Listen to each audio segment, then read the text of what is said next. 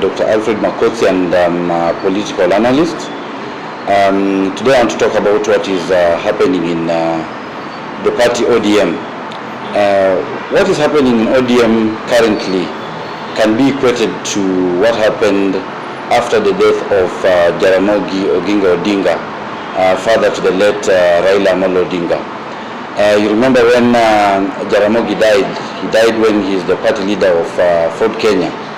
And just like in ODM, Ford Kenya experienced a lot of leadership challenges, with Raila trying to take up the leadership against Kijana Wamalwa.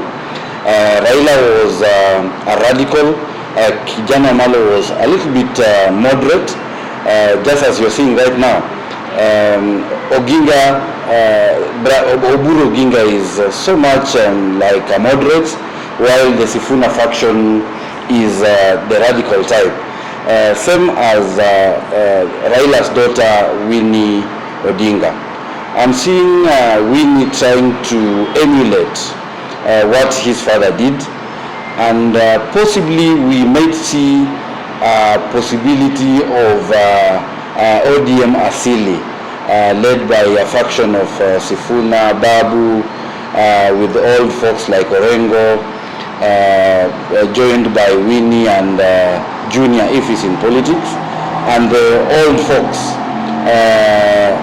like Oburu and Homa Bay Governor Gladys Wanga maintaining the original ODM.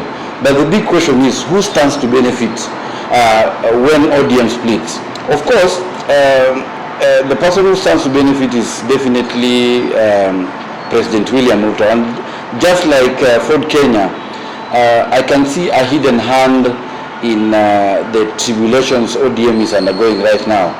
A weaker ODM means a weaker opposition. They may not have a bargaining power as even they negotiate. If it was in the interest of President William Ruto for a stronger ODM, I think he's in the ability to call the different factions of ODM and try to sort out the issue to have a stronger party. But a stronger party, you may never determine the direction it goes, because it's much too early in the political scene. So it is much of value that ODM is divided, and its division can be analyzed through an ethnic lens. As you can see, there is a deliberate attempt to push ODM to be a Luo party by attempts of provoking Sifuna, Osotsi to bolt out of the party, and having the leadership entirely controlled by Luo Nyanza. This is going to weaken the ODM party. We can also see some aspects of Joho trying to claim that it's now high time for the coastal region to take up the leadership of ODM. This is not possible. As you know, the core of ODM is controlled by Luo Nyanza, and they would really wish that the party remains in Luo Nyanza. But it is in my opinion that they take up where Raila left. Raila was nationalistic in approach in terms of the structure of ODM. He had Hassan Joho, he had Oparanya, even after he went to AU. Although the acting party leader was Anyang' Nyong'o, but Simba Arati came in, and Osotsi came in, even Mombasa governor came in. So it all boils down to trying to segment ODM to a certain faction. But the most important aspect in this politics is what is the unique aspect.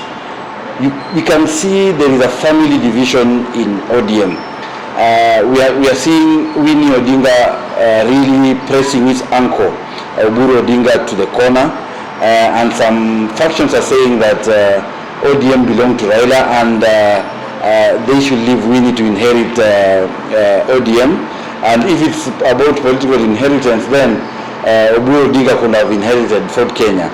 I think this is going to push the party in a very wrong direction if it's not handled well, because a division in the Odinga family or the larger Oginga family means that even the different political players in Nyanza region are going to take different sides. Thank you.